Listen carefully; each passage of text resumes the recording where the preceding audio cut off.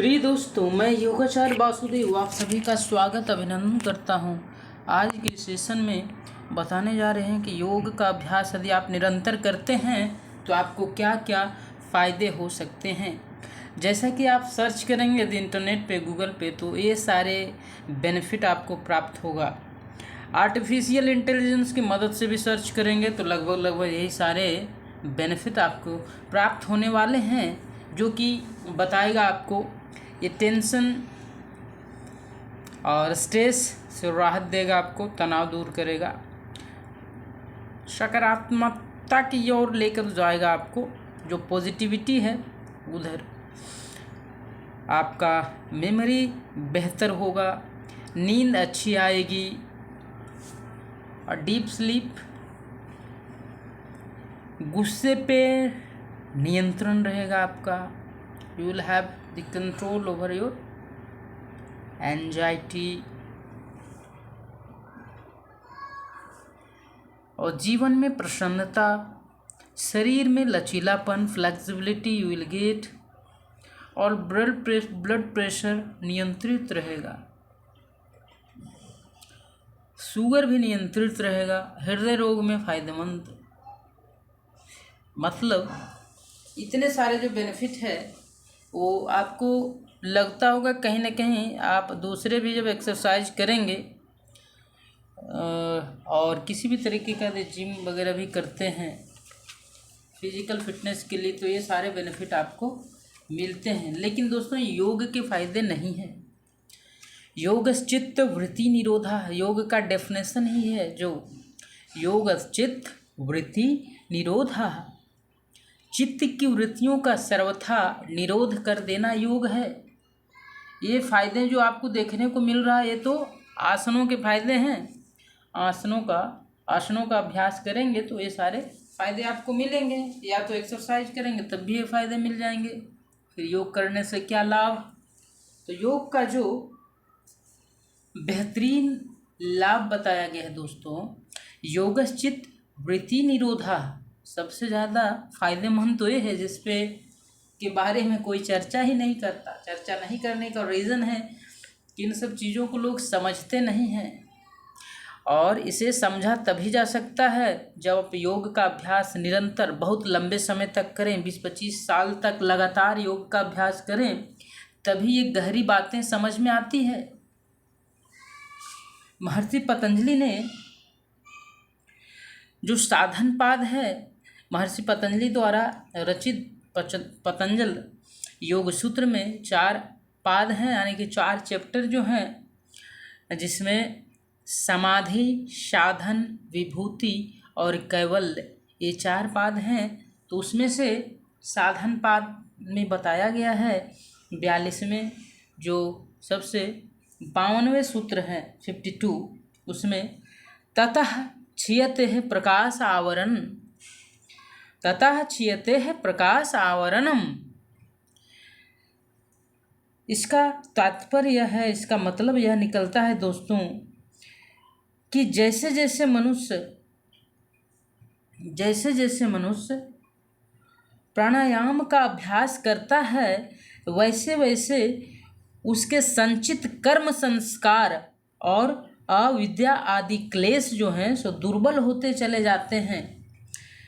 ये कर्म संस्कार और अविद्या क्लेश ही ज्ञान का आवरण का मतलब पर्दा है। इस पर्दे के कारण ही मनुष्य का ज्ञान ढका रहता है, अतः वह मोहित हुआ रहता है। जब यह पर्दा दुर्बल होते होते सर्वथा छीन हो जाता है, तब साधक का ज्ञान सूर्य की भांति प्रकाशित हो जाता है। गीता में ही कहा गया है, 5वें जो अध्याय है उसके आप 16वें सूत्र में पाएंगे। इसीलिए साधकों को प्राणायाम का अभ्यास अवश्य करना चाहिए, और ये सारी चीज़ें एक सीक्वेंस में करना चाहिए दोस्तों। तो आप अब पता चला आपको योग के फ़ायदे। ये तो सिर्फ आपको एक श्लोक बताएं, इसमें बहुत सारे वैसे पड़े हुए हैं। जो ये सब श्लोकों को ठीक समझने के लिए आपको योग का अभ्यास निरंतर करना होगा। तभी ये बातें समझ में आएगी और इसके बेनिफिट को आप महसूस कर सकते हैं। आज के लिए बस इतना ही। Have a great day and be connected for more update and information, the deep information of yoga. सभी तरीके की परेशानियों और दुखों का कारण अविद्या है, और अविद्या एक पर्दे के रूप में पड़ा हुआ है सभी लोगों के पास। उस पर्दे को हटाना है और हटाने का मार्ग है अष्टांग योग। अष्टांग योग महर्षि पतंजलि द्वारा दिया गया 8 लिम्स ऑफ योगा जिसे बोलते हैं, जिसमें 8 अंग बताए गए हैं। यम, नियम, आसन, प्राणायाम, प्रत्याहार, धारणा, ध्यान एंड समाधि। अष्टांग योग के मार्ग में चलने के लिए आपको लगातार अभ्यास करना पड़ेगा, निरंतर अभ्यास करना पड़ेगा दोस्तों, क्योंकि बिना अभ्यास किए आप सही सही ज्ञान को प्राप्त नहीं कर सकते। और जो चित्त में आवरण पड़ा हुआ है, जो शुद्ध बुद्धि को खोलने में आप समझने में सक्षम नहीं हो पा रहे हैं, उसके लिए आवश्यक है कि आप अभ्यास को निरंतर करते रहें। क्योंकि महर्षि पतंजलि का जब देखेंगे समाधिपाद, तो पहला ही जो श्लोक है उनका वो 1 नंबर पे, अथः योगानुशासनम, यानी अनुशासित आप किसे करें? आस पड़ोस को करें, घर वाले को करें। तो यहाँ पे अनुशासन का जो अर्थ है दोस्तों, वो बहुत गहरी बात उन्होंने कही है पहले श्लोक में, क्योंकि उनके पास समय बहुत कम था और उन्होंने मात्र 195 सूत्र ही लिखे, और जिसमें आप पाएंगे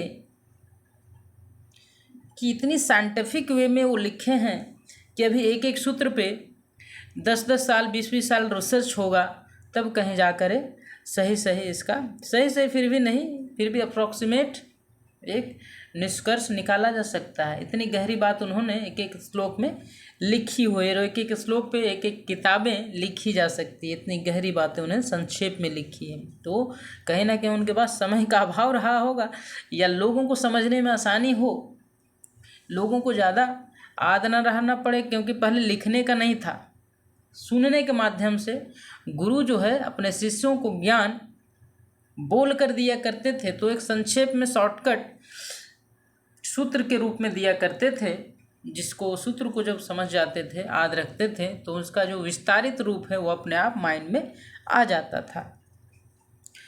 तो अनुशासित यहाँ करने की बात उन्होंने मन मस्तिष्क की है। अनुशासित किसे करें?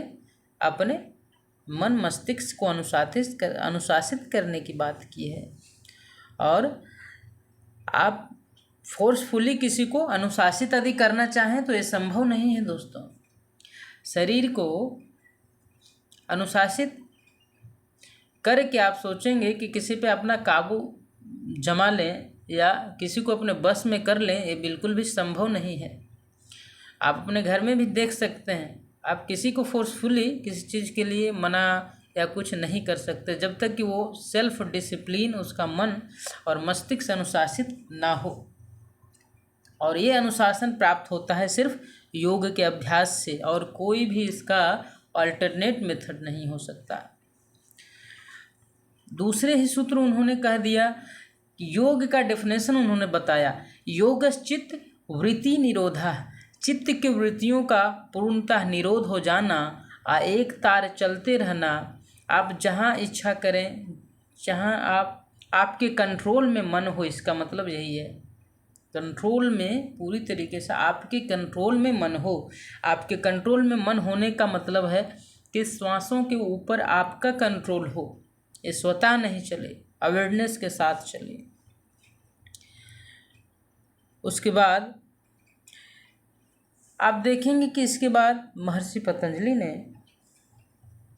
जब योगश्चित्त वृत्ति निरोधा कहा, तो लोगों ने एक क्वेश्चन अराइज हो सकता है कि जब मान लीजिए किसी तरीके से चित्त की वृत्तियों का निरोध हम कर भी लें तो उससे लाभ क्या है, तो लाभ भी बता दिए तुरंत। इसका लाभ बताए हैं, तदा द्रष्टु स्वरूपे अवस्थानम, यानी कि दृष्टा जो है दृष्टि की स्वरूप में अवस्थित हो जाता है।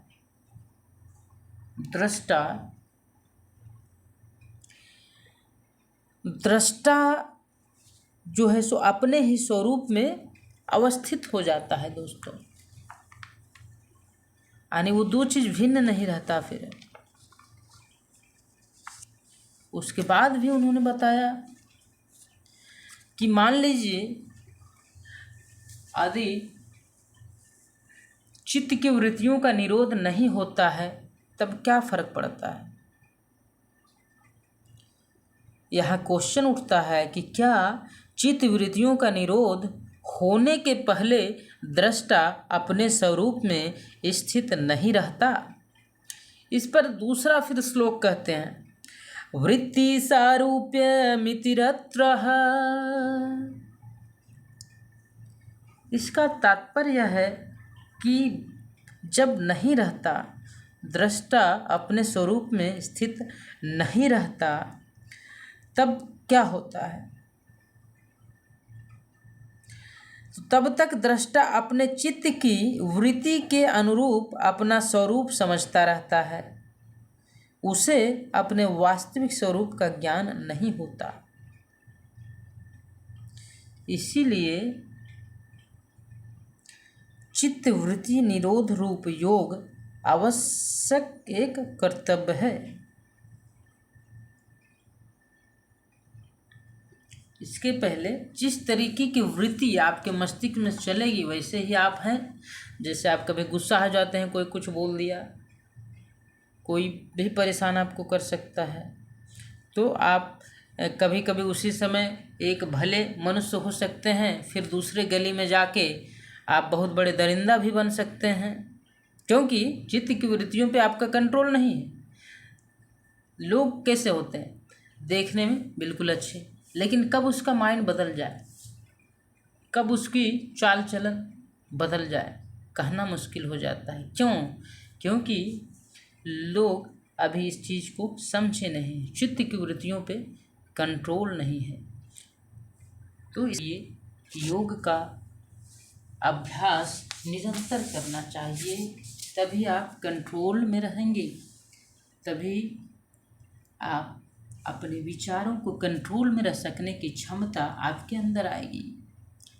तो दोस्तों, योग आसनों का नाम नहीं है, योग कोई एक्सरसाइज नहीं है, यह जीवन जीने की बेहतरीन पद्धति कह सकते हैं दोस्तों। और जिन्होंने योग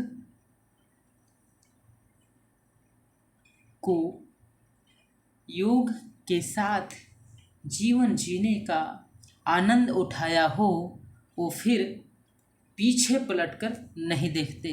लेकिन एक बार कोशिश करना होगा, एक बार कोशिश करना होगा, क्योंकि बॉडी और माइंड के अंदर असीम फ्लेक्सिबिलिटी है, आप कुछ भी कर सकते हैं। लेकिन योग का अनुसरण करें, योग का अभ्यास करें और अपने आप को फिर आप देखें कि क्या बेनिफिट है। फिर आप ये आपको कंफर्म कर ही देते हैं कि आप पीछे मुड़कर फिर नहीं देखेंगे। यदि योग का अभ्यास निरंतर आप सही तरीके से सीक्वेंस में सिस्टमेटिक वे से सीख कर और इसका अनुसरण करें लगभग 1 से 2 साल लगातार, आपको फिर किसी भी तरीके के सपोर्ट की आवश्यकता नहीं होगी। आप फियरलेस हो जाएंगे, इस चीज़ की गारंटी है। आप डिजीज फ्री हो जाएंगे, इस चीज़ की गारंटी है। आप मेडिसिन फ्री हो जाएंगे, इस चीज़ की भी गारंटी है। आप हमेशा खुश रहेंगे, इस चीज़ की भी गारंटी है। आप अल्टीमेट हैप्पीनेस को समझ पाएंगे, इस चीज़ की भी गारंटी है। आप अविद्या से मुक्त होने के रास्ते पे चल पड़ेंगे, इस चीज़ की भी गारंटी है। दोस्तों, यदि इतनी सारी गारंटी आपको मिल रही है तो इसके लिए ये आवश्यक ज़रूर है कि आपको धैर्य धारण करके योग का अभ्यास करना होगा मेरे साथ। तो आज के लिए बस इतना ही है। वीडियो को ज़्यादा से ज़्यादा शेयर करें, क्योंकि यही एक मार्ग है जो मोक्ष की ओर जाता है, जो अल्टीमेट हैप्पीनेस की ओर ले जाएगा, जो आपको 4 डायमेंशनल फिटनेस को प्रदान कर सकता है, physical, mental, social and spiritual. आपको पारिवारिक संबंध आपके बने रहेंगे, आप सोशल कनेक्टिविटी भी आपकी अच्छी रहेगी, आप अंदर से खुश रहेंगे, आपके ऑर्गन फिट रहेंगे हमेशा, आप हमेशा मुस्कुराते रहेंगे और दूसरे को भी मुस्कुराने के लिए प्रेरित कर पाएंगे। इसके साथ ही साथ आप स्पिरिचुअल अपलिफ्टमेंट आपका लगातार होता रहेगा और पिछले जो कर्म संस्कार हैं वो भी धीरे धीरे छिन्न होता रहेगा, जैसा कि श्लोक में भी यहाँ पे बताया गया था दोस्तों। जैसे स्टार्टिंग में ही मैंने बताया था कि प्राणायाम का अभ्यास करने से कर्म संस्कार धीरे धीरे छिन्न होने लगते हैं और जो अज्ञान का पर्दा है, जो अविद्या का पर्दा है, वो धीरे धीरे करके ब्रेक डाउन होने लगता है और तब आपको सीधा सीधा सत्य दिखाई देने लगता है। और जैसे ही आप सत्य को देख लेंगे, इसके बाद दोस्तों आप इस मोह माया के जंजाल से छूट जाएंगे और अल्टीमेट हैप्पीनेस को प्राप्त कर लेंगे। ये है दोस्तों आज का सार। फिर मिलते हैं, कनेक्टेड रहें और लोगों को ज़रूर से ज़रूर शेयर करें, क्योंकि लोग जैसे ही 50 और 55 पार करते हैं तो दुखों का पहाड़ उनके ऊपर पड़ता है। दुखों का पहाड़ मतलब शारीरिक और मानसिक रोग से वो ग्रसित होने लगते हैं। तो इसके लिए ज़रूरी है कि जब आप 35 पार करें, 40 पार करें, 45 पार करें, 50 भी चलिए पार करें, तो योग का अनुसरण करना आरंभ कर दें। जो नहीं कर रहे हैं उनको ये वीडियो शेयर करें, मुझसे कनेक्ट करें और कोशिश करें योग से जुड़ने का। मुझे आप 3 महीने का समय दें और आपको योग की दिशा में इस कदर इस तरीके से मोड़ देंगे कि फिर आप वापस नहीं लौटना चाहेंगे दोस्तों।